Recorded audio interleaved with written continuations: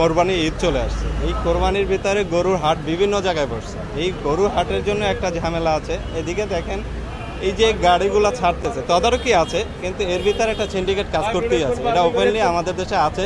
ওই চার দেয়ালের ভিতরে বসে এমপি মন্ত্রীরা কিছুই বলতে পারবে না। এরা ল্যাপের তোলায় ছিল, আছে, থাকবে। এদের ধান্দা আছে ভাই, এদের ধান্দার উপর এই গাড়ির উপরই চলতেছে। ভিটামিন ই ও সি সিরাম 8টি প্রাকৃতিক অয়েল সমৃদ্ধ লিলি সিরাম অয়েল, যা চুল পড়া কমায় মাত্র 30 দিনে।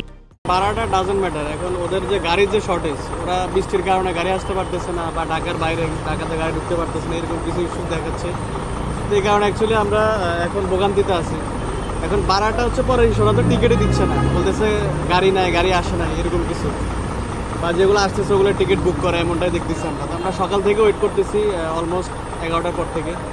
এখন আমরা কোনো গাড়ি সন্ধান পাচ্ছি না আর কি। এখন মোটামুটি যেটুকু আছে যাওয়া যাচ্ছে, কিন্তু আর একটু তদারকি হলে একটু ভালো হইতো। দেখা গেছে এটা মেইন রোডগুলো যে যে জায়গায় আছে, গরুর হাটটা যেন না থাকে, জ্যামটা যেখানে না থাকে, এরকম পর্যাপ্ত পরিমাণ আমাদের দেওয়া নাই, যার ফলে ভোগান্তি একটু আছে।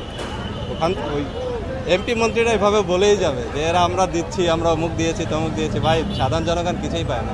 রাস্তার পরিস্থিতি, আপনার জ্যামজট, ঢাকা শহরে এই জ্যামজটের ভিতরে অনেক মানুষের কষ্ট হচ্ছে। জ্যাম অ্যাকচুয়ালি আজকে তেমন কোনো জ্যাম নেই। যেখানে হচ্ছে আপনার হাটের যে এরিয়াগুলো, ওই এরিয়াতে আপনার হচ্ছে এখন জ্যাম করছে। এছাড়া মোটামুটি ঢাকার ভিতরে ফ্রি আছে। এখন এটা আমি যতগুলো গাড়ি আমি তদারকি করলাম, প্রত্যেকটা কোম্পানিতেই গেলাম সিটটা ভালো পাওয়ার জন্য। তো প্রতিটা জায়গায় ভালো আছে, 800 করে 100 টাকা বাড়তি আছে। হ্যাঁ, এখন আধা ঘন্টা লাগতে পারে, তারপরও আল্লাহর কাছে শুক্রিয়া, আল্লাহ যেন সৈচালাত মুহূর্তে বাড়িতে পৌঁছায়, এটা আমার প্রত্যাশা। আমরা বাড্ডার থেকে ঠিক আছে এই পর্যন্ত সাইদাবাদ, আরামবাগ পর্যন্ত এটা জ্যামজট চলছে।